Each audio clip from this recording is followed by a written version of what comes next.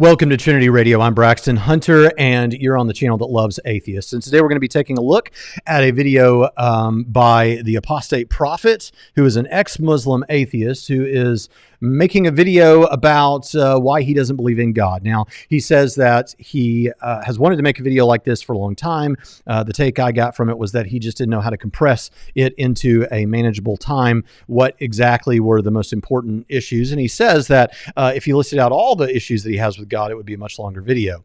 I'm going to respond to what he said in that video, and I want to make it clear, Apostate Prophet, if you see this, I don't mean anything unkind in any of this, and I'm not attacking you. I hope you view this as a friendly and charitable response. I'm attacking ideas, and ideas aren't persons, and some of the worst things that have happened in the history of the world have happened because people were afraid to attack ideas. So I think he'll understand that, doing what he does. And in a certain sense, the Apostate Prophet has been helpful in the response toward Muslims because he was a Muslim. And so what he has to say about Islam is insightful in a very personal way. And so in that sense, he has been helpful on channels like David Wood's channel and on his own channel in responding to Islam. And so as far as that goes, we can appreciate some of the work that he does in that regard. But as for what he believes about God, I think we can make some comments. So we'll begin by looking at what the Apostate Prophet has to say about what he thinks about the question, does God exist? And maybe I'm close to what is called agnosticism or non-cognitivism, where the thought is that the question, does God exist, is rather irrelevant or a meaningless question because the word God itself does not carry any proper meaning, any defined meaning. It's rather an idea that emerged and was shaped over time by people in different ways.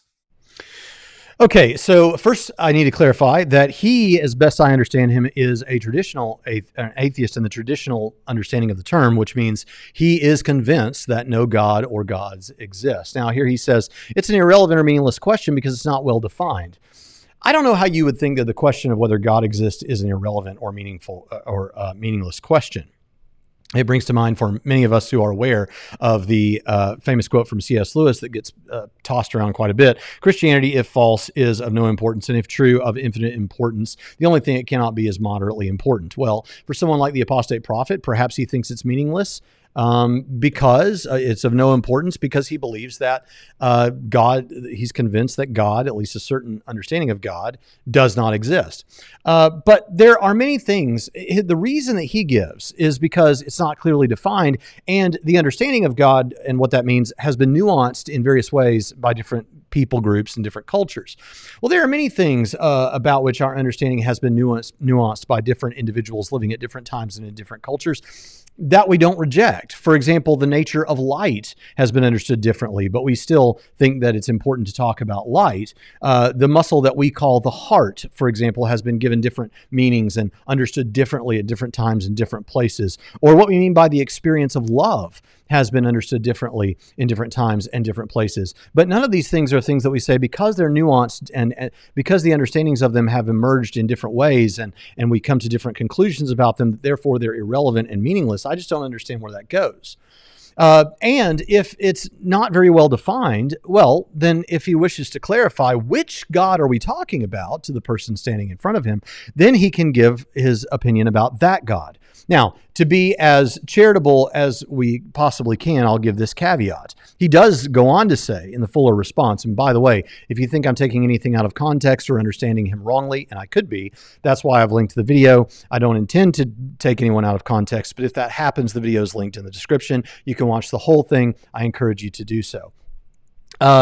The caveat that I'll add is he does go on to say that if we're talking about some force or something like that that's not well defined, well, whatever.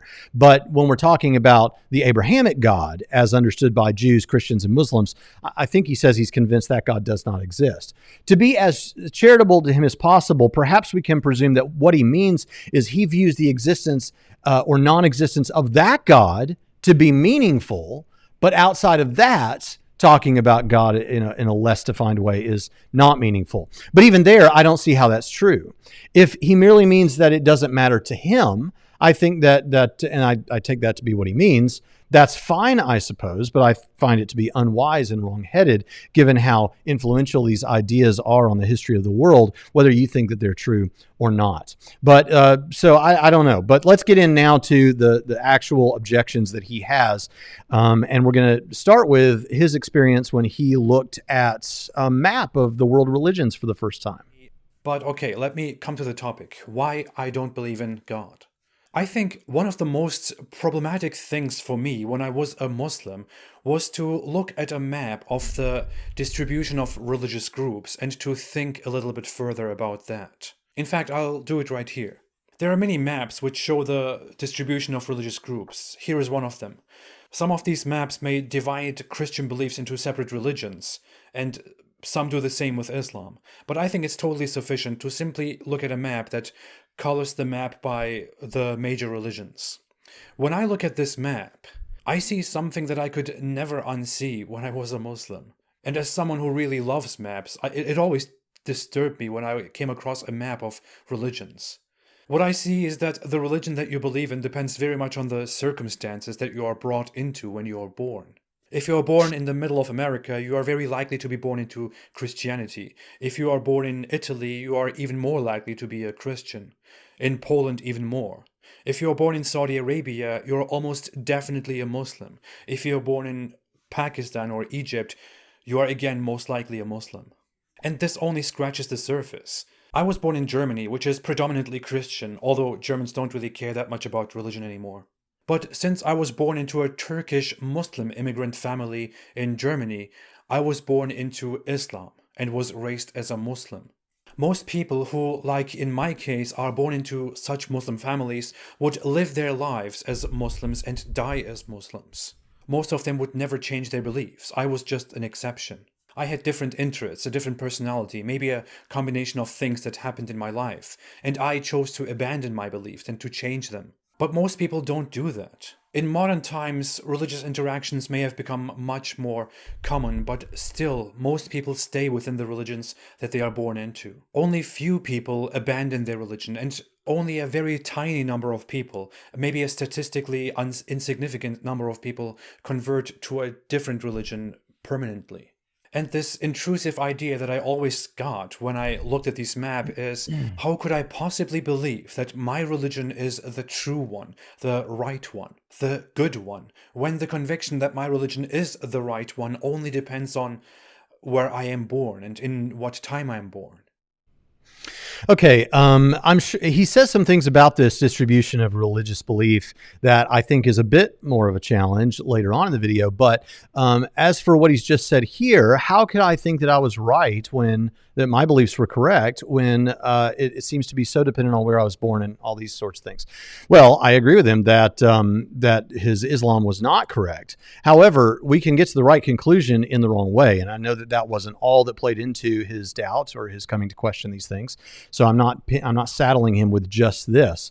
But based on just this one criticism, this seems like a classic example of the genetic fallacy, and that's to come to view something as likely false or false based on how the view arose. So in this case, I came to believe Islam was true just because of the family I was born into or the location or whatever else.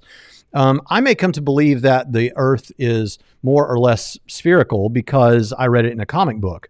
And someone could say, but that's a terrible way to come to the conclusion that the earth is spherical. Don't you know there's all kinds of things in comic books that are false and do not represent reality?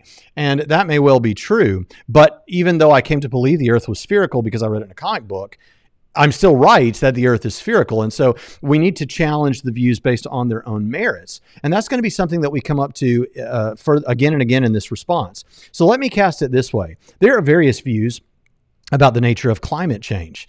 And let's say that you were born into one family that completely denies climate change. One family over here believes, or let's not say that you were born into a family that denies climate change, but there's a family here that strongly believes and teaches their kids that there is no such thing as climate change as we understand climate change. Over here, there is one that believes in climate change, but they believe in global cooling. This one over here believes that it's more or less global warming, and I could be using these terms wrongly. And then there's one, and you know, in the midst of all of these, one of the families is the father is a scientist, or the mother, who's doing work in this area and accepts pretty well what most scientists believe about the nature of climate change. And let's say that's the family that you're born into. Well, you could look around and say, but there's a lot of people in different families that have different views about climate change. How could I ever think that the family that I'm born into is the one that has the right understanding about climate change? Well, that would be fallacious, right? What would you do in such a situation? Well, what you do in that situation is you look at the evidence, right? You'd say, okay, so I am predisposed to believe in this particular understanding of climate change. That I can't help. I do have biases toward that, and it's good that I'm aware of that. So I'm going to challenge those biases by looking at the evidence. And so you would look at the evidence for the various types of understandings of climate change, or the lack of climate change, and you would come to a conclusion based on what the evidence actually says and what most convinces you. That's the way you would overcome that. It doesn't mean that you don't have a strong bias. Of course, that's there. And we're not saying that that's not there. But in your case, you actually seem to think that you've done that. You looked at the actual evidence and overcame your cultural bias. Now, you would say, and you did say, that you represent a small minority. The issue would be, how do you overcome this? By looking at the evidence. That a lot of people don't do that doesn't have anything to do with whether it can be done and should be done. So I think that's important. Again, what may immediately spring to his mind and others who have watched the video is, well, there's more to say about this religious distribution thing. And that comes with another criticism later on about why God would set it up this way. But on this particular position or issue right here, people can do that, and they should do that. And the way they would do it is the way they would do it with anything. Take climate change, for example. They would look at the evidence. Now, here's a further question. Doesn't this apply to atheism too?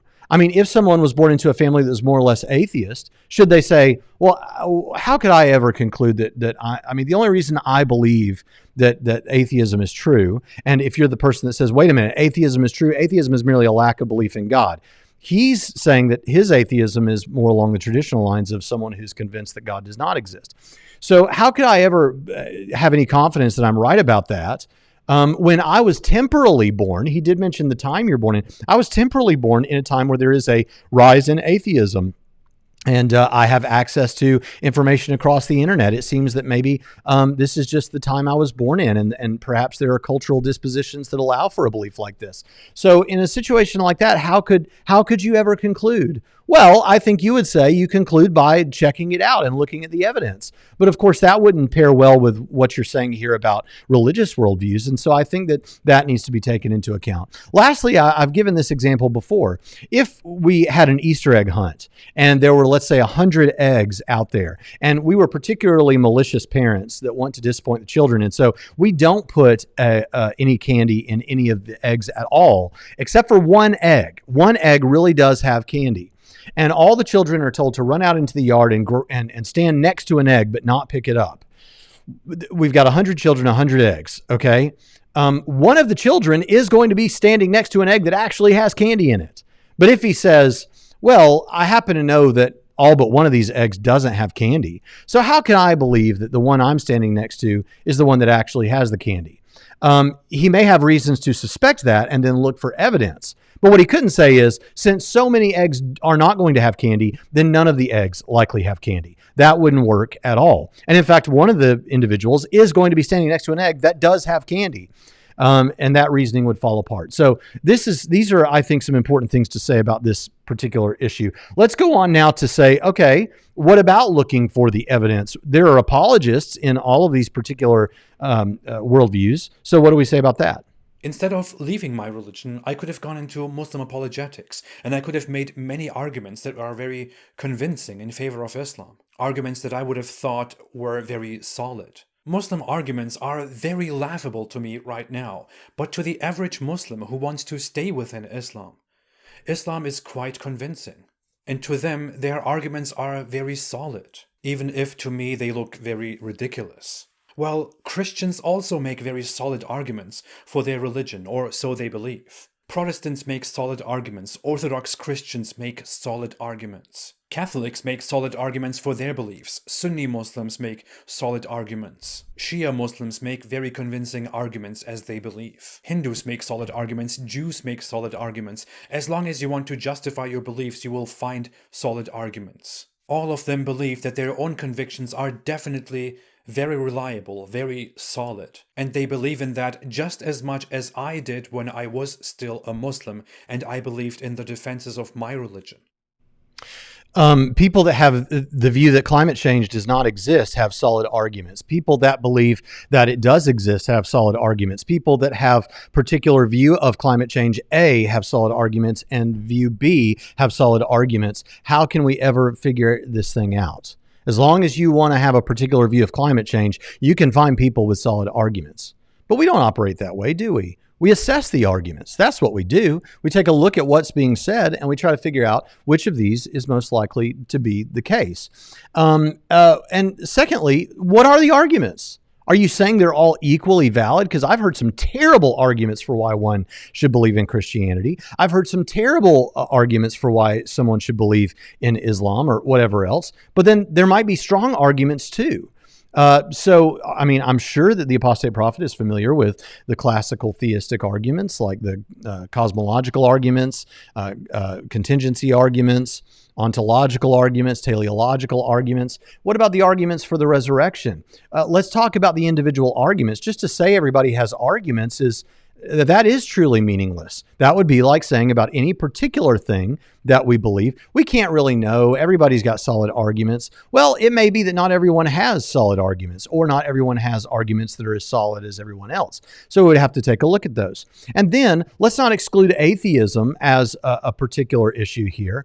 Does atheism have solid arguments? Because we could turn this whole thing around and say, well, yeah, if you want to be an atheist, okay, atheists have solid arguments. If you want to be a Christian, Christians have solid arguments.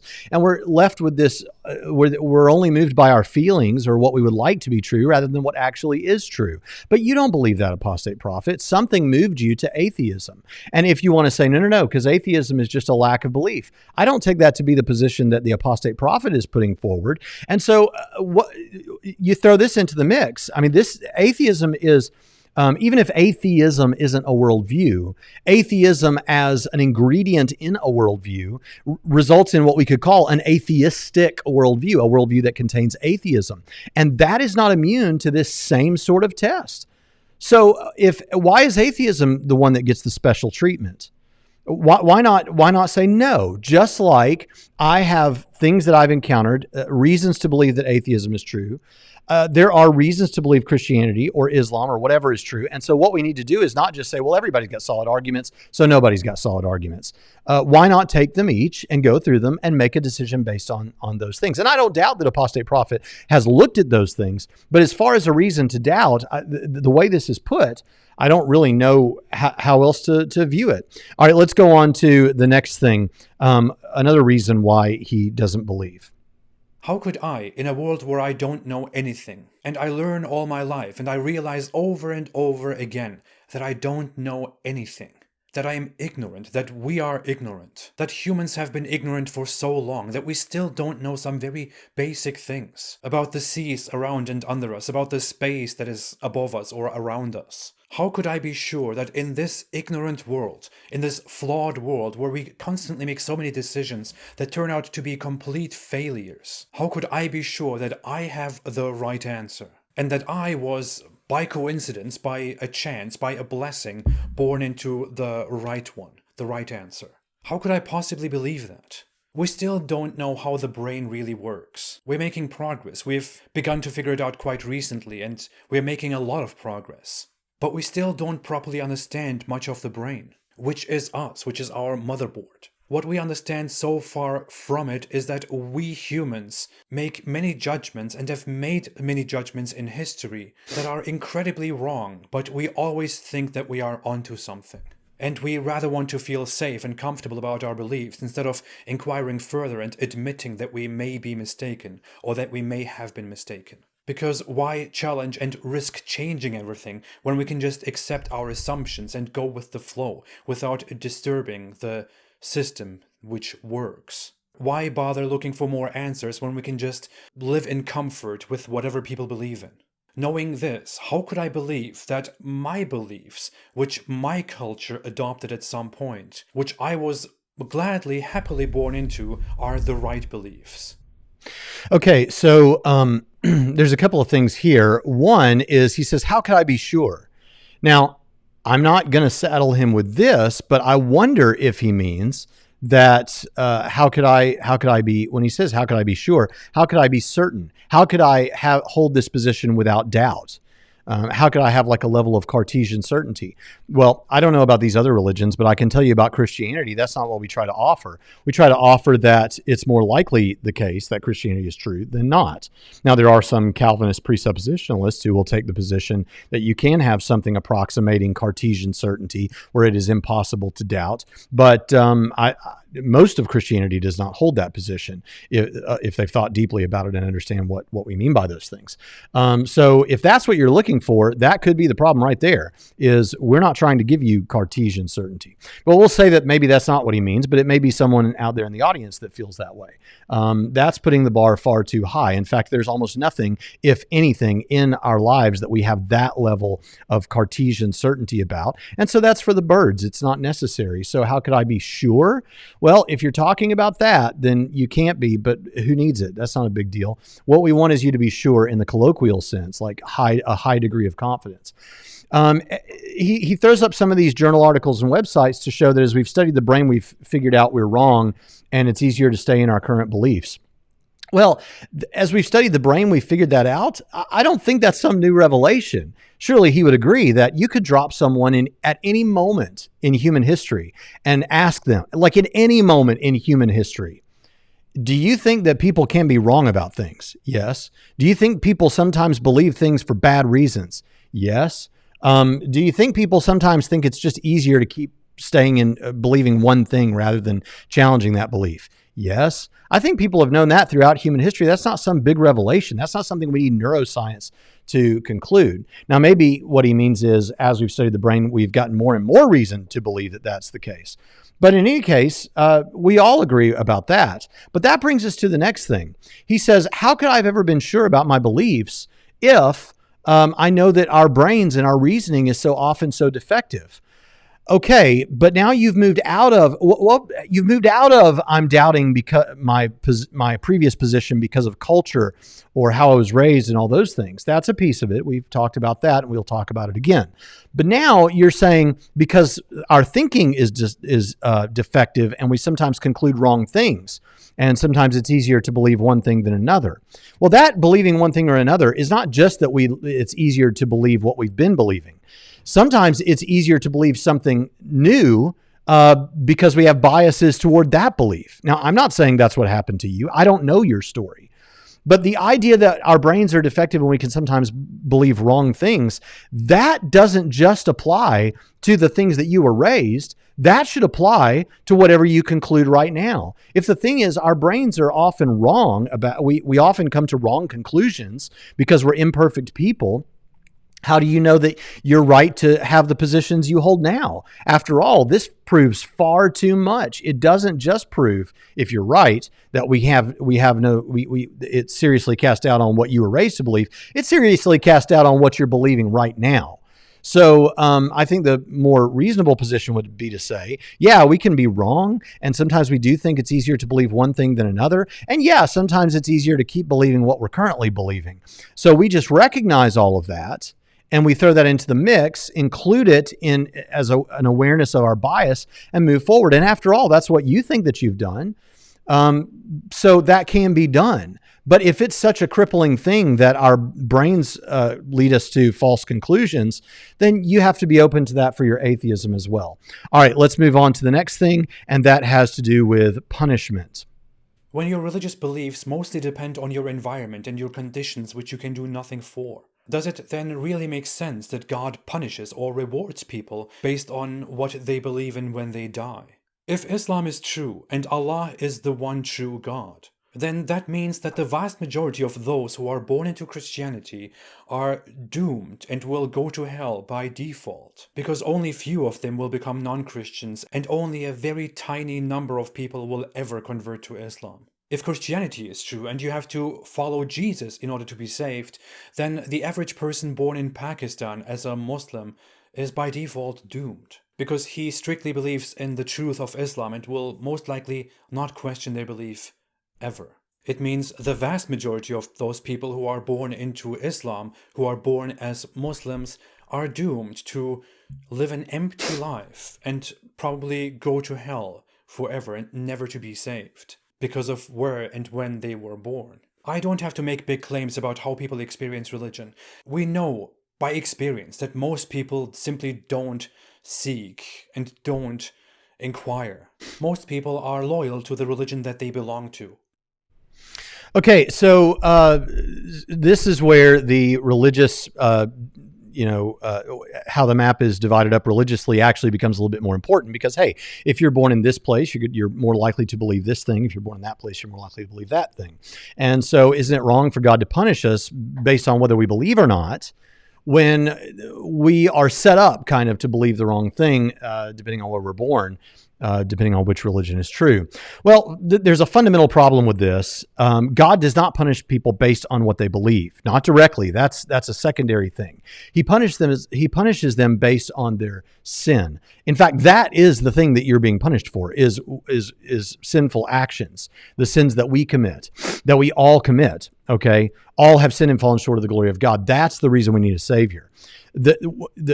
What you believe and whether you accept and place your allegiance and your trust in Christ is for Christians is the way to escape the just penalty of your sin. But it's not that you're punished for not believing. You're punished for your sin. It's just that if you believe, there's a way for you not to experience the ramifications that you would experience for that, because God is a just God and he found a way. He supplied a way. He didn't, not like he looked for it, but he supplied a way that just penalty could be met because you're deserving of an everlasting penalty. And that everlasting penalty was met by an everlasting person, the God person in Jesus who died and paid that penalty. So justice needed to be done for your sin. If you believe, that justice can be satisfied in Christ. But if you don't believe, it's not as though something unjust is being done to you because you're punished. That was the just penalty. In fact, even if he's, first of all, did you notice that he spoke in a way that seemed to imply eternal conscious suffering, that you will be eternally consciously suffering, whether that is in flames or whether that is suffering in a sense of sorrow, or it's not literal flames, but it's still eternal conscious suffering. This is to completely ignore annihilationism and conditional immortality. The idea that when you die, that as in Luke chapter 12, verse 4 and following says that fear not him who can kill the body and after that has no more that he can do. Fear him who after he is killed has the power to cast you into hell. Fear him, body and soul. Fear him who can destroy both body and soul. So conditional immortality believers affirm that you will die. When the Bible says that this is the second death, it will be death. So this death is eternal or everlasting in the sense that you will not be resurrected, but you'll just be dead. That's what they hold. It completely ignores that view, and so that needs to be taken into consideration. Even if he's right, all have sinned. And if God punishes them for sin, that's his prerogative. Like, let's say that these people were born in this place, and because of that, they're set up not to believe. It's not unjust for them to experience the ramifications of their sin, while other people may be more disposed toward belief and then have an opportunity to escape that. You might think that's unfair or unequal, but what's fair is that all of us, the just penalty is that we experience death for our sins. Because it's not because of this fundamental misunderstanding. You're not punished for believing the wrong thing. You're punished for sin. Okay, that's an important thing, and everyone is aware of immorality, if you want to call it that, or what we as Christians would call sin, which is just to miss the mark, which all of us believe we can miss the mark, morally speaking, because of the moral code that is written on our hearts. That's the Christian perspective. So if you're doing an internal criticism of Christianity, you have to understand that we affirm that you have this moral code written on your heart. Now, you may not like that, but then you're just telling me what you think about theology. You don't like that, though we all justly deserve death because of our sins, you don't like it that some people might be more predisposed. However, I actually think there's more to say about that. And it has to do with how Christian theologians answer what is known as the fate of the unevangelized. So take a person that's born in Pakistan who doesn't have the same disposition toward Christianity because of their culture or their beliefs. There are several ways that Christians have answered that. None less than my father, William Lane Craig, and Billy Graham have said God judges people based on the light of revelation that they had. So this is why Paul would say on this understanding in Romans chapter 1, verse 20, that the invisible things of God, his eternal power and divine nature, are clearly seen through what has been made so that they are without excuse. He was talking there about idolaters, in fact, not even atheists, but it would be true for atheists too, that you can look around and you can see that there is a God from looking at the created world, the thing that has been made, so that if you don't believe, there's no excuse for not believing. And perhaps some individual who has not heard the Christian message and doesn't know the gospel, that God will judge them based on what they are capable of understanding. That's a possibility. I don't accept that possibility necessarily. Another possibility is that that there will be that at the point of death there's some possibility given. Jerry Walls offers that in his book Heaven from the early 2000s. Another possibility that I think is more likely is that for those that are open to the truth and seek the truth in some measure, that God will provide more light. And there's a biblical example of this in the story of Cornelius in Acts chapter 10, where this is a man who is open to the truth, and so God gives him more revelation through Peter such that he can believe. And actually, we have seen that according to the the International Mission Board of the Southern Baptist Convention, when we have arrived in unreached people groups, people that are in what we call the 1040 window, who have never heard the gospel, many times they will say they've just been praying recently that God would reveal to them the truth. So they're open, and then the answer comes. So there's a biblical precedent for that, and we seem to see something in reality.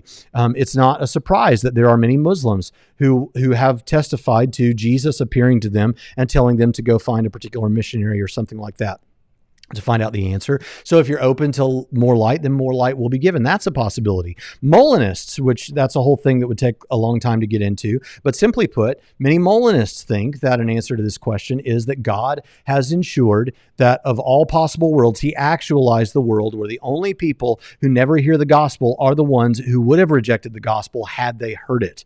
You may not like that one, and that's not my particular answer, but these are all a spread of answers. And to just say that there isn't a good answer to this, I think is to ignore, and maybe you think they're all silly, but to ignore the work that has been done, the rich history, the sea of ink that has been spilled out on this issue. So I think those should be answered and would avoid even the issue of saying, hey, even if someone doesn't hear the gospel, we are still all culpable for our sins. You don't die because you might consider it to be unjust to punish someone based on not understanding and therefore not believing a particular thing. But it's not unjust to punish people for sin. And that's an important thing that I think should be brought out here. All right, well, what about experiences that people in different religions might have? To every Christian who will tell me that if you just ask God and if you sincerely want it, then God will reveal himself to you, and that you feel this connection because they communicate with you, I have to tell you, as a religious Muslim, I thought the same thing and I felt the same thing. I felt the same connection. I felt overwhelmed. It was right there. It was heavy. It was sweet. It was beautiful. Sometimes it even felt like it made me drunk because I felt so in love with it. And yet I have encountered so many Christians who have described basically the same thing in different words. I know some people will really try to tell me that what I experienced as a Muslim was actually the wrong thing. It was actually something different, and only the feeling that you feel as a Christian is the right thing, and that is guidance. Just as a Muslim will tell us that what Christians feel is actually misguidance, and that it is Satan touching them, whereas what Muslims feel is of course right. And who is the judge here who will point at the right one and the wrong one? You? Me? Other humans who are so mistaken by default? Who are so wrong about so many things in the world again and again, just like me? Isn't it so obvious that it is all so subjective and so biased that it's all the same? Okay, so the first thing is who decides? They're having these experiences, this other religion is having these experiences. Who gets to decide which ones are the legitimate experiences? Well, this presumes that you make that decision just based on the fact that you have experienced something like that. Well, no. What you do is you look at the evidence, just like you would do with climate change or anything else. Look at the evidence and see which one seems to have the best explanation. Because I agree with you that people from various religions can have what seem like spiritual experiences, or what are spiritual experiences. And I think there's actually a couple of things that we could say about that also play on to what he says. He says, well, Christians are going to say that it's a deception, or it's not the legitimate experience. And Muslims are going to say it's the touch of Satan, which, by the way, sounds really nasty. I don't want anything to do with that. Yeah, first of all, it could be demonic. One of these religions could be giving you something demonic. And I think that as a Christian, the way you could discover that is, again, looking at the evidence to find out which religion seems to be the one that is most likely to be true. Another way is to seek God directly and ask him to reveal it to you. And I believe that the gospel is the power of God unto salvation, and that the Holy Spirit can guide you there. But if you don't like that answer, because that sounds like I'm presuming Christianity in order to demonstrate Christianity, well, then just, if nothing else, you can look at the evidence and you can see how it shakes out. It also might not be demonic in every situation. It could be that what you're talking about, worshipful experiences. I have a whole video on this where we look at what a neuroscientist has to say. And I do think it is true that our brains experience certain things happen in our brain when we worship. Especially when we have like a rhythmic, like when you're in a congregation singing, or in some religions, when you're making a motion back and forth, there is something that happens with the blood flow in your brain that can exhibit some of these ethereal sort of feelings that give you a sort of euphoria that you kind of seem to maybe be hinting at there. And what I would say to that is, yeah, we are wired for worship. I think that we are wired for worship. And even aside from these spiritual things that I think can play into that, simply naturalistically, it could be that a part of the design, just like I believe God designed us and intended for us to develop, with a hand that could grab, a mouth that could eat and breathe and talk, and olfactory sensors that we can smell things and taste things. Just like he had a design in all those things, there could be a design in our brain that we are set up to worship. It's why that you could worship false things and access that while you're worshiping something false. The worship of false gods is seen as a real thing in the Bible and in Christian theology. And it could be a desirable thing. And it also explains why people seem to experience some of these same effects in concerts, or when they're doing drugs, or when they're experiencing some sort of a sexual encounter, is that what you are accessing is you are activating that worship capacity that is a part of the design of our brain. All of these things could be actual answers to that question, but the way you can look at that to find out which one is legitimate would be to look at the evidence that I keep pointing back to. In each of these encounters, it seems like what he's saying is, well, how can you know which apologist is giving you the right answers? How can you know which culture has the right answers? How can you know? Well, the way you can know is to look at the evidence, make an assessment. Now, of course, as a Christian, I think there's far more involved in it. The Holy Spirit can come alongside you and open your eyes to it. But from your perspective, you can look at the evidence, and I think that's important. Now, let's go on to see what he says about, what about a nation that doesn't have this concept of God that Western nations and Muslim countries have? But hey, let's put the divide between Christianity and Islam and Christians and Muslims aside. Let's say that monotheism is true. Let's talk about China. What about the guy in China? In China, it doesn't even matter whether you believe in God or not. The question is completely irrelevant. It wouldn't make sense for an average Chinese person to sit here and to explain to the Chinese people why he doesn't believe in God. Because nobody believes in God. People would just sit and be like, why are you telling us this? Most people in China don't believe in God. The question doesn't mean anything to them. And this is not an active act of disbelief, of disbelieving. No, the question is unfamiliar to them. The concept of God is unfamiliar to them. They're not discussing whether they do believe or don't believe in God. The question doesn't exist. It's irrelevant. Most people in China will never become Muslims and will never become Christians and will never find the one true God. So why do they exist? How is it conceivable that one religion is true, one God is true, and he expects everybody to seek and find him? That he expects every Chinese person to seek and find this true religion, to find this true God, but most Chinese people never engage in that, let alone being successful. Okay, so with this one, he says in China, the question is irrelevant in China. Well, now it may be ignored, but that's a completely different concept from whether it is irrelevant. or should be considered irrelevant. And he may be technically correct that most Chinese people never seek. That may be a technically correct thing, and that is supported by their context. He may not be wrong about that. So he may not be technically wrong in this. But the impression that we're left with by the statement that he gives is that China stands wholly aside from theistic interests. And that admittedly unstated assumption or impression would be completely false.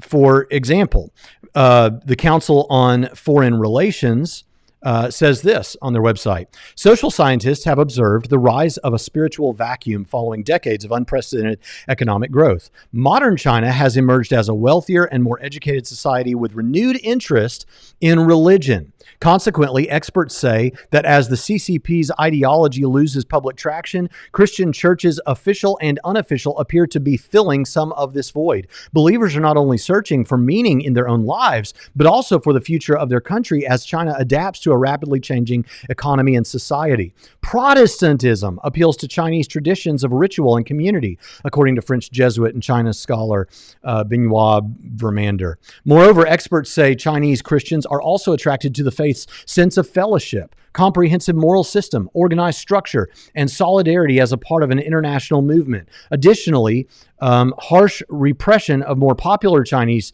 religions, especially during the Cultural Revolution, reduced the influence of Buddhism and Taoism and opened the door for greater Christian expansion. Now, that's one thing. But in case you think, well, yeah, but that might be, I don't know if we can accept that. Let's take a look at what The Economist has to say. Here is a graph from The Economist, and here's a statement in the article that contains that graph about the growth of Christianity. And it says, look at the second paragraph there. As for China's Christians, their numbers continue to grow. The government reckons that about 200 million of China's 1.4 billion people are religious. Although most practice traditional Chinese religions such as Taoism and longer-standing foreign imports such as Buddhism, Protestant Christianity is probably the fastest growing faith, with at least 38 million adherents today, about 3% of the population, up from 22 million a decade ago, according to the government's count. The true number is probably much higher. Perhaps as many as 22 million more Chinese Protestants worship in unregistered underground churches, according to a new study by researchers at the University of Notre Dame. As China also has 10 million to 12 million Catholics, there are more Chinese in China today than in France at 38 million, or Germany, 43 million. Combined, Christians and the country's estimate 23 million Muslims may now outnumber the membership of the Communist Party, 92 million. Indeed, an unknown number of party members go to church as well as local committee meetings. So here's what you need to take away from this. The reality is that while he may not be saying anything technically wrong there, the notion that China is wholly disinterested in theism seems to be untrue. And there is a rapidly growing number of Protestants, a substantial number of Christians in general. And if you include Islam in this as a theistically interested group of people, it's even bigger than that. And it's all on the rise. So I just think that that's all important to mention when we're considering exactly how that works out in China. Okay, let's look at the question of salvation and whether it's fair. You could explain that as a Christian you are expected to do certain things, and as a Muslim you are expected to worship and do this and that. But both religions believe in the same conclusions. Yes, you may need to do certain things, but regardless, if you believe, then you will eventually go to heaven. You are eventually admitted to the good place, no matter how sinful or how lazy you are, because you did believe in the true religion. Even if someone is a terrible person who has a bad temper and who doesn't treat people very well, who deceives and is a wrongdoer, that person is still considered good and goes to heaven because he is a believer. But if I live my life in the best way possible and I'm kind to people and I share, then I still go to the bad place, and I'm a bad person because I simply didn't believe in God.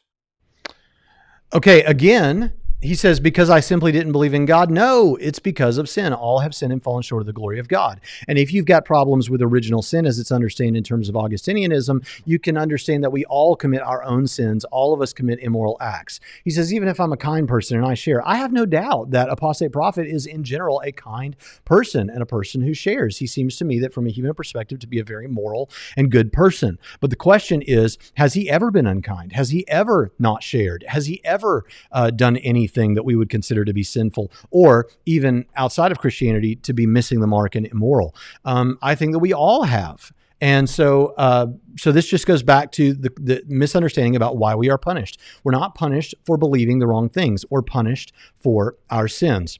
All right, let's move on to the question of free will. God created us and gave us free will, and before he created each and every one of us, he knew exactly in his eternal, perfect wisdom what each one of us would eventually do with that free will. That if he gave me, for example, free will, I would use my free will in the wrong way, take the wrong turn, make the wrong choice, and go to hell. And yet he created me. Yes, he did give me free will, and theoretically it is then my choice. But as said, even before he planned to create me and before he planned to give me that free will, he knew exactly what I would do with that free will and that I would eventually go to hell. He created me with that free will. He created my ability to choose. He created my ability to make the wrong choice. He created the punishment, the place of punishment. He created my wrong choice. He created me with that mistake, but he punishes me after I live my flawed life and make that mistake. Some people may want to nitpick some details about this and correct some aspects again, and some Christians may want to explain that evil came into existence because of the fall of humans, while Muslims may want to argue that Allah made an agreement with everybody before he created us. But these objections don't work and they don't matter. Even if humans did fall and corrupt the world with sin, God still created the world, the past and the future. He established and made everything by a plan. It is part of his plan that humans would fall and that sin would come forth. If not, then God made a wrong plan or an unstable plan. God made a mistake in his calculations, or God was just experimenting with something and allowed evil to happen in his own creation. He could have created something perfect, but he created something flawed, which then went wrong, and he decided to punish everyone for that. If this was not all in God's hand, if he didn't know, if this just happened, then God is not all-knowing or almighty. He could have just created humanity beautifully without sin, or without eternal punishments for sin. Okay, now the first thing that I want to say is he says because God knew some would, or he implies that because God knew that some would reject, it's his fault. In other words, since he knew this would happen, then somehow even what I do wrong is on him. In fact, he even says, quote, he created my wrong choice, and quote, God created the world, the past and the future. So this, even though I think in general what he's saying doesn't necessarily require determinism, as much as just God, even if determinism is not true and we have free will, God knew this would happen and he created me anyway. I mean, that seems to be what he's saying, but that seems deterministic to say he created my wrong choice. He created the world, the past and the future. Well, not directly, through secondary causes. He created the world, but then if he gave man libertarian free will, like genuine bona fide, as I understand, genuine and bona fide, Calvinists will not agree, free will, then he may have created the world, but your bad choices are on you. Just because God knew you would do something wrong and that you would not be saved doesn't mean that that's God's fault. You may think that you may not like it. You may think I wouldn't have done it that way, but of course that's just divine psychology. If there was a God, I think he would do it this other way, the way that I would do it. But that doesn't necessarily fly. He says it's a part of his plan that humans would fall. Well, now Calvinists might have to say that, but I would say no. I would say it was part of his plan to create free creatures that some would choose to love their neighbor as theirself and love the Lord their God. That doesn't mean God made a wrong plan or that he wanted the evil. It's that if he wants people to freely love him, I'll put it this way. If you have freedom if God wants a people to love him and to love each other, then the way you would do that is, I would say, is the only way you get genuine love, the highest understanding of love, is to give man free will. But even if you're God, you can't force man to freely always do the right thing.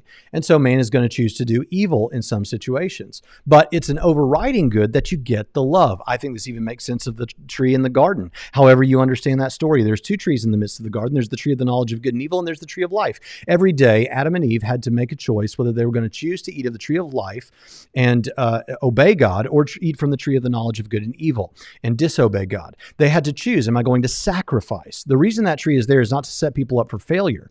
Instead, the reason it's there is to give them an opportunity to demonstrate real love, to forego what they could do for themselves in obedience to God and in sacrifice to their relationship with Him. That allows for free will, and that allows for a demonstration of real love. And so because of that, if you're God and you want to create a people of love, because that's the greatest thing, that's what God experiences within the Trinity, then the way you do that is you give man free will. That's just how that will work. And that God knew that it would ultimately result in death. That's not on Him. That's not His fault. God wanted to create beings of free will, knowing that some would choose against what is best. But then he deepens this just a little bit more, and he anticipates that what people are going to say is that, well, we don't have an answer to that. We don't have a reason. We don't understand. And no, God does not have some reason which we do not understand. That's only an excuse. And that is the only conclusion that Christians and Muslims can come to in this giant dilemma. To say we simply do not comprehend it, we simply do not understand it. We just have to believe and leave the rest to God, because He knows what He's doing. But sorry, that's not an acceptable answer. There is obviously a huge problem, a huge logical flaw here, which cannot be solved, and you cannot simply dismiss that by saying, well, we don't understand it, we should just put it aside and look at other things. Now, he says that the only conclusion that Christians and Muslims can come to, I'm not here to speak on behalf of Muslims, but he says the only reason that Christians and Muslims can come to is just to say, we don't know. It's a mystery. God will figure it out by and by. Don't think about it too much. Are you kidding me?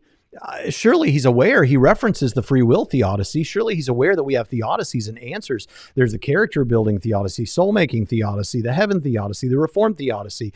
There are all kinds of answers and theodicies and defeaters that are given when atheists bring an argument from evil. There's a rich history of that. So that's not the only answer. That's just simply false. If he thinks it's the only valid answer, he can't mean that, because he doesn't think this answer is valid either. So it's like he just doesn't think we have those other answers. But we do have those other answers, and we should assess those one by one. And we've done that on this channel. But let's just say that was the answer, because some Christians do say we just don't understand why he allows these evil things to happen. And he says, I'm sorry, that's not good enough. Well, what if we applied that to other things? What if we came to the seemingly contradictory and incredibly mysterious results of quantum mechanics? We just said, no, I'm sorry, that's not good enough. We can't. And someone says, well, I don't understand how quantum mechanics work. It's something that seems mysterious. No, that doesn't work. Would you just say, therefore, quantum mechanics isn't a thing? It isn't real? No, of course not. It may legitimately be the answer that the God of the universe does some things we don't understand. But that's not the answer I give to why there's evil in the world. But if it was the answer someone gave, I think that's a legitimate answer. It's humility. It's saying, I don't know the answer to this, but I still have other good reasons to believe that God exists. I don't have the answer to this one. But you don't throw things out when you just don't understand how they work. In the end, he's asked, couldn't God have just created beautifully mankind, but without the pain and suffering and evil? Not if you wanted to get the highest expression of the beauty of mankind, which is love, the highest good. You can't do that if you want real love without free will. And I think that answers what he's saying. Now, it doesn't mean that it's satisfying in the sense that it's still going to bother us whenever we experience pain and suffering. And there's an emotional problem there that apologists can't answer, but it's not as though we don't have good answers. And then he nuances it further with this illustration that apologists sometimes give of father and son. Some people attempt to compare this to a father and the son, and a father wants to help his son, and because the father knows best what's for the son, the father offers the son to go through some things that the son doesn't like going to the doctor or going to the dentist, or abiding by certain rules which the son doesn't like. But the father prepares him for a world, and those rules are necessary for that son. But that comparison is inaccurate. It's a false comparison. The father makes those rules and takes his son to the dentist and takes him to the doctor, creates restrictions which the son doesn't like, because the father and the son are both beings, humans that exist in this world, which has conditions which the father is aware of, and his power is limited, and he tries to prepare his son. That's not an accurate comparison to God and us. If the father of that son could change all the conditions and could change the world and could make it possible for the son to never experience any suffering, but to still live a wonderful, great life, then the father would probably do that. But the father is a powerless figure in a world where norms and rules exist that are out of his hand, and he is only trying his best to help his son. Whereas God is supposed to be the creator of all conditions, of everything that exists. This seems to be wrong on the face of it if you're aware at all of what we call character building answers. There are goods that come from experiencing some level of suffering that are not accessible without those elements of suffering. And so I don't think that actually does answer the question. And here's a deeper, let's actually make this answer a bit more on the nose. There is a new show that is on with Bryan Cranston, and it's called Your Honor. And my understanding of the show is that Bryan Cranston's character is a judge, and he's a really great judge. Always, he's really good at this. He's really fair and all these kind of things. But his son ends up in a somewhat understandable way in an automobile accident that kills another young man, and he drives off. But the guy who dies is the son of a big mob boss. So while Cranston is originally going to take his son to the police and try to explain everything, and there seems to be a somewhat of an explanation there, he notices that it's this mob boss or whatever is the guy whose son was killed. And so as a result, the show, I understand the premise of the show to be that Bryan Cranston, because he's the father of this kid and loves him so much, even though he's supposed to be a just judge, he does the unjust thing and tries to prevent his son from ever experiencing the justice system as it should play out with respect to what he did, because he loves his son and he wants to take care of his son. Now, this is this idea of a father who is also a just judge seems to be a more of an accurate reflection of what's actually going on. Why does the just judge allow for people to experience, allow for a world with pain and suffering in it? It could be because it develops our moral character and integrity, and it's also because he wanted us to have free will, and free will results in these things. Well, what should the just judge do when one of his sons, in this sense we mean his sons in the Acts 17 sense, just someone who is a human being that God created, what should he do? Well, if you say he should function like Bryan Cranston and remove the son from experiencing any of the negative ramifications of his own sin, the suffering that would result there, then what you're saying is that he should not be just. Now, in the case of Bryan Cranston's character, we understand why he doesn't want to be just. It's because of the love he has for his son. And of course, God the Father does have love for us. However, Bryan Cranston's love leads to his injustice. And as a result, what we should see is, no, God is actually maximally loving, far more loving than Bryan Cranston's character on the show could ever be. But he is also just, maximally just, the greatest expression of justice. So what does a just judge do? A just judge says, no, my son, not in the salvific sense, but in the sense that it's a creature that I created, must experience justice. However, I'm going to exercise maximal love and offer a way to avoid that penalty. And that's what we see God doing. And I think that makes great sense out of this situation. Let's go on to the next clip where we hear what he has to say about God. He moves away from some of the problem of evil and goes on to God, the nature of God. If we forget about evil and morality and heaven and hell and all of that for a second, isn't the whole creation and the nature of God kind of strange? We are told that in the beginning there was only God and there was nothing else, and he decided to create us. This kind of implies that God always did exist, but at some point he decided to create us. It looks like God had no story, no significance, no importance at all without us. God's journey began with us. Does it make sense that there was nothing but only God for eternity or pre-eternity, and then God suddenly decided to create us? And that's where God's story began. Did God just exist there before us? How long in eternity did it take for God to come to that conclusion? Does that question even make sense? Why did he feel the need to make such a decision? Why did he feel? Does God feel? Why? Is God a social God, or did he just create his feelings, his own desires, his own thoughts, and his own language as part of this game which he also created in order to create us? I don't want to immerse too much into this, but it feels a little bit arrogant and even a bit cruel of us humans to assume that this God, who is eternal, created us, and we are what give this God importance. We give him meaning because on his own he's quite meaningless, isn't he? It's almost like God depends on us rather than we on him.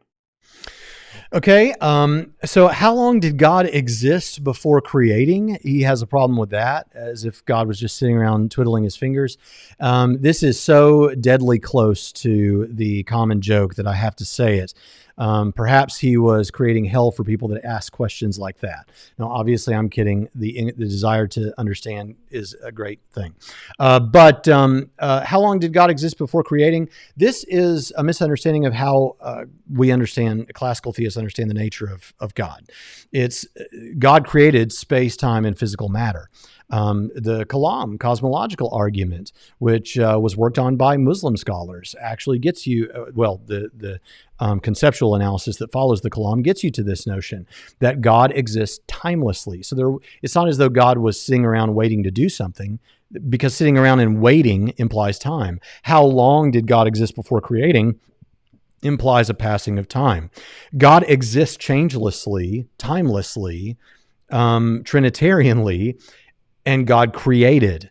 And so there has never been a time when God did not exist or when God was bored, because so long as there's been time, God, that's a part of the physical universe, and God's been active in the physical universe. So I think that answers that. If you want more on that, just type cosmological or Kalam and Braxton Hunter or Trinity Radio. We have a short video on the Kalam cosmological argument in the short videos playlist that goes into all that in more detail. Is God a social God? Does God feel? I think so. Is God a social God? This is the wonderful thing about the Trinity. There was a nature of love that timelessly and changelessly existed among the members of the Trinity in eternity. By eternity, I don't mean a long, long time. I mean timelessly. Doesn't it seem like God needs us? I don't see how. The experience of love within the Trinities was a good that be experienced by more creatures, and so God created. I don't understand this notion that God needed us. In fact, the Bible anticipates this sort of an objection and says in Acts 17, verses 24 and 25, as Paul is at the Areopagus talking to philosophically trained Greeks, he says, "The God who made the world and everything that is in it, since he is Lord of heaven and earth, does not dwell in temples made by hands, nor is he served by human hands as though he needed anything, since he himself gives to all people life and breath and all things." All right, so let's move on to the next clip. And in this next clip, he talks about God, how it took so long to get human life on Earth. In a world where we now understand that only this planet existed for nearly 4 billion years, whereas our universe is thought to have existed for 14 billion years almost. And so many species existed, and there is a vast universe with myriads of planets which possibly harbor life, maybe even intelligent life. How could I believe that all of this for 14 billion years was just God creating us on this random planet, after 14 billion years of nothingness, by the way? Just so we would have a history of a few thousand years, go through this game and believe in him.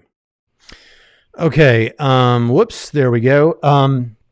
First of all, I got to say, Apostate Prophet, if you see this, I think I like you as an individual, but so don't take this as an insult, but I don't really see the problem here. I mean, what's the syllogism? What are we saying? What's the argument here? I think what he would say is, if I'm trying to steelman this, is if I imagine it being the case that there is no God, then it seems to make more sense that it took as long as it did for the earth to form and then for human life, higher intelligence to emerge. But if I take the view that God exists, it doesn't make sense why it would take so long. But there are a lot of things that don't, he's talking about all these billions of years, and then there's a few thousand years where there's mankind.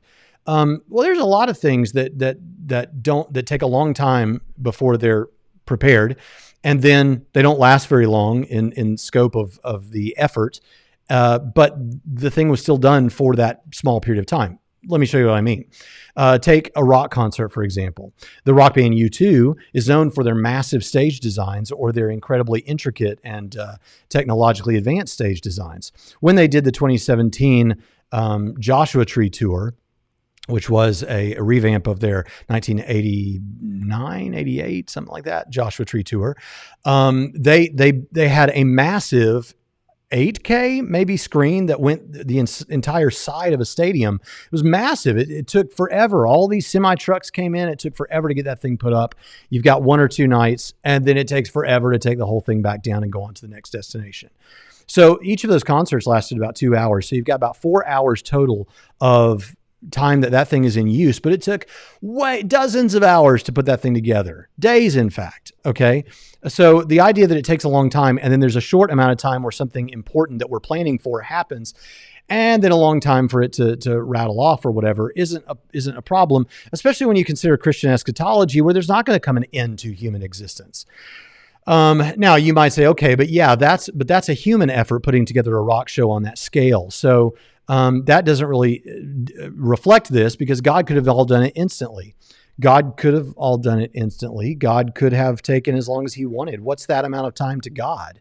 And then here's another thing. Perhaps he allowed all that time to give us more events in the past for us to study and research, because most of us believe that we believe in a God who created a rational cosmos so that we can investigate it rationally. This is the sort of thing that led to the scientific revolution by Christians who wanted to investigate the world that God made. So I think all of those things are important to mention. Now, let's look at the last clip, and this will be the last clip that we look at. And if there's something that you mentioned in this list that I didn't get to, I'm sorry about that, Apostate Prophet. I try to get to everything, but I'm sure I missed some minor things. I didn't mean to. I didn't intentionally leave anything out. But what about miracles? Nothing in history has ever turned out to be of a supernatural, magical origin. No miracle has ever turned out to be a miracle. Nothing has ever turned out to verify these mythological, magical religious claims that people have made. And miracles seem to have mysteriously stopped since the invention of cameras and of mass media and the internet. Excuse me. So I reject this one just on the face of it. I do not think it's the case that supernatural and miraculous events have stopped. And I understand, but let me say, I understand completely where the question comes from. You look in the Bible and there's miraculous stuff happening all over the place. At least it seems that way. And it seems like if they're happening all over the place now, shouldn't we have all this evidence of it? Well, okay, so a couple of things here. First of all, the idea that miraculous events are happening all over in the Bible, understand that the Bible spans thousands of years of human history, and we really have, while you can find miraculous and supernatural things happening throughout, there are really 3 periods where they're happening at a pretty regular interval. And that is the period of Moses and Joshua and those sorts of things that happened there. The period where we have Elijah and Elisha and their ministry of miracles. And then we have the period of Jesus and the apostles. So when you put it all into one book, in one volume, it looks like things are happening left, right, and center. And they are happening, but I don't think it's so discontinued from what we experience today. And that begs the question, or raises the question, are things like that happening today? I think that they are. I think we have some evidence, even caught on technology, that it's happening today. I did a video last year sometime on miracles, and in Lee Strobel's book on miracles, he lists out some things. Craig Keener has a book on miracles that everyone in this realm has looked at called Miracles. But then also, I actually put in this video a couple of examples. And in one case, the actual evidence caught on audio of a man who had lost his voice completely. He could only kind of talk like this. And that man, who had been to a symposium of the leading people dealing with this in the world, and said he's likely to never speak again. And then after years of dealing with this, when he's in a context, a religiously informed context, talking about God's ability to heal in a miraculous way, it happens. And it is just blow your mind. So I don't take this. And then I cover another case in there too. I think the title of this video is 2 highly evidential miracle claims or something like that. You can find that on our channel. So I just don't buy it that these things don't happen today. I'm sorry. And if you want to run an experiment, and admittedly this will be anecdotal, but it should count for something. Go into any group, like don't go to an atheist group, but any group that is not an atheist group. It doesn't have to be a religious organization, but any group that is not an atheist conference or something, and ask them if they have had experiences with individuals in their family or their friends or they themselves of some miraculous healing that they think that there are reasons to believe it was miraculous.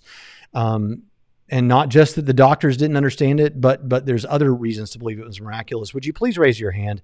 You will have probably 50% of the crowd. There's been times where I haven't had, because I've done this. There have been times where it wasn't 50% of the crowd, but it's a big number. And so I get that that's anecdotal, but I'm just telling you, I just don't buy this claim. I get where it comes from, but I just don't buy it. And so with that, we're going to come to the end of this this jaunt through this video from the Apostate Prophet. I appreciate that he's seemingly being very sincere and genuine about all this. I appreciate the work he does in responding to Islam, but that brings us to the end of this discussion. And listen, if you've enjoyed this, you see this great hoodie, you can get that at our Teespring site, Trinity Radio on Teespring. And also, if you enjoy what we're doing, subscribe to the channel. It doesn't cost you a dime. And if you really, really appreciate what we're doing, you can partner with us and help us out at patreon.com/Trinity Radio, or click in the top right-hand corner of this video screen, or click in the description. We've got a link there. And when you do that, you actually get 5 full seminary level courses with PowerPoint, a lot of episodes that we've never released, other stuff, books. There's a bunch of books that would cost you over $100 to buy individually. You get them free as ebooks when you join us on Patreon. So I hope that you'll do that. And with that, I'll see you next time on Trinity Radio.